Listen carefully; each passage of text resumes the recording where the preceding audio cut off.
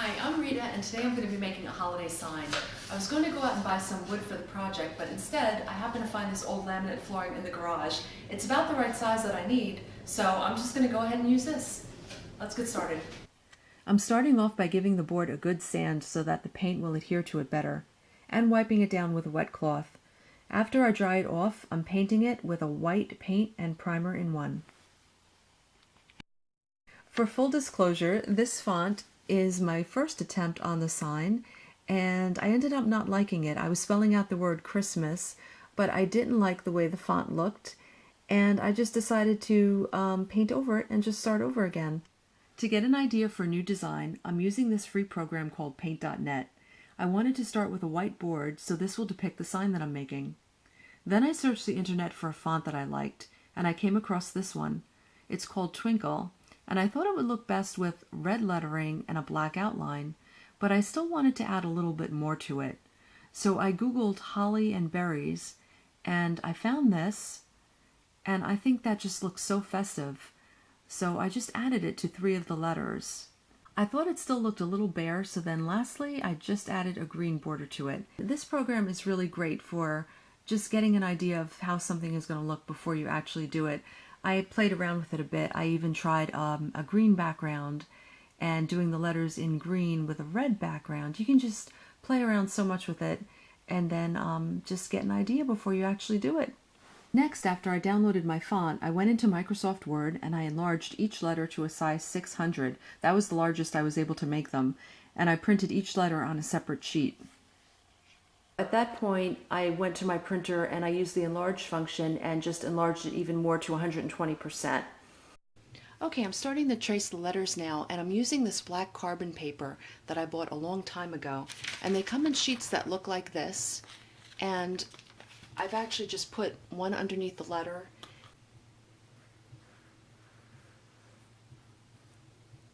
I'm doing the inner line and the outer line.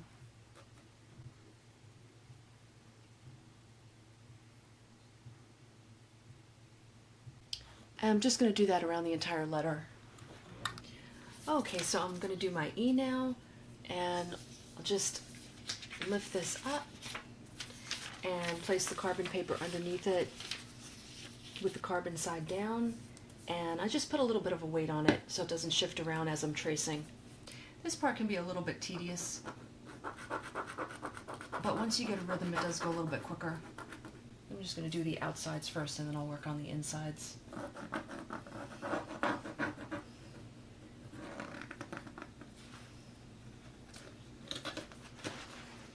And if you forgot what part you did, you can always just see your pen marks lightly on the letters.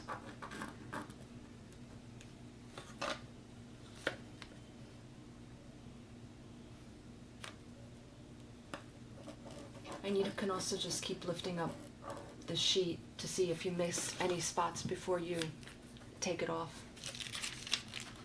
See? I just have to fill in these little stars here. I have to check it before I lift it totally up and make sure I got everything. Okay, and that looks pretty good. Now I'm just tracing in the line that's going to be my 1/2 inch border, and then I'll have a guide for when I fill it in with the green paint. Okay, I printed up my graphic of holly and berries and just taped it in place where I want it. And I just have a tiny piece of the carbon paper, and I'm going to use the same method to trace this out.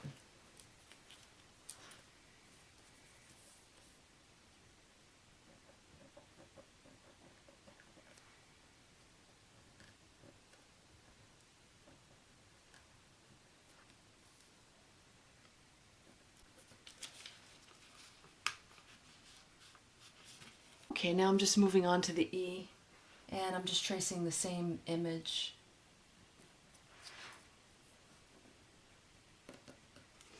Okay, and lastly, I'm tracing the holly over the L, and I just keep reusing the same piece of carbon paper.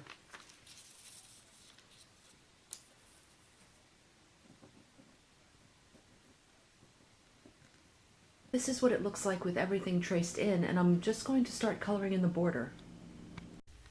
As I paint, I'm following the line of this ruler that I have lined up.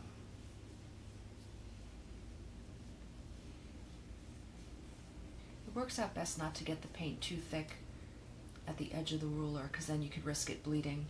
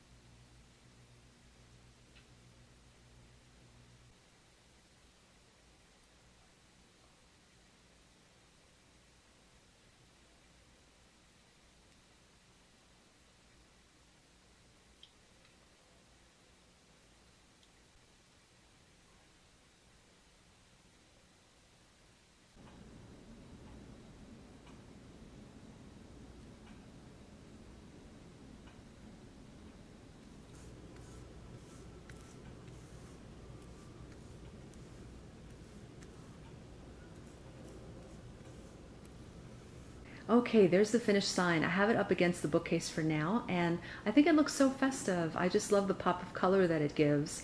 And all I had to do was touch up the white paint a bit because the carbon paper made it look a little dirty, and my husband also helped me by sewing off the tongue and groove edges with his table saw. So then I just touched up the green paint along the sides. But other than that, it is done, and I'm pretty happy with it. So I hope you enjoyed this video, and I hope you found something useful in it. And thank you so much for watching. Wrapped up in bows, sitting by my Christmas